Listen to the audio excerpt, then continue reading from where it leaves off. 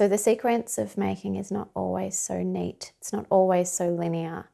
I have a part of my practice in which I make images in response to paintings, and then I have a part of my practice in which I make patterns. To make patterns, I am sometimes using really basic tools like the ruler, the set square, the compass, and making them from scratch. And making them from scratch was a way of me knowing that I was building my own language from the very beginning.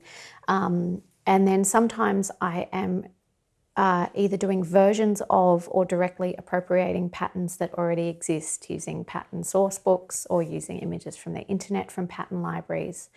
I draw those onto coloured card or paper, and then I will paint them in gouache. And then once I've made that kind of hard copy version of the pattern, I have to turn it into a repeat.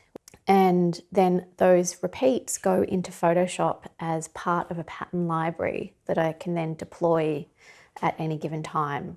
Sometimes I use the patterns to get fabric made or wallpapers made because I have an installation practice as well.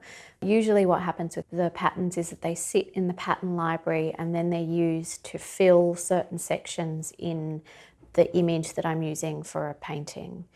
So when I've made patterns previously, or when I have painted patterns, sometimes I've appropriated extremely complicated patterns. Like when I was making work from Japanese woodblock images, I would re-render exactly the pattern as it had appeared in the woodblock print, and it would mean sometimes very complex geometric repeats, and sometimes they were floral, but they have this incredible delicacy and they're incredibly complicated. And they also have these really amazing layers of meaning. There is just this full spectrum of potential for pattern.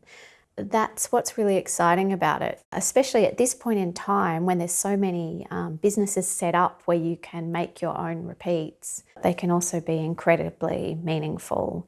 You can make motifs out of things that you feel like are incredibly significant, or you can make repeats out of motifs that are just random and completely arbitrary. It's still, when it's made into a pattern, can be incredibly visually compelling.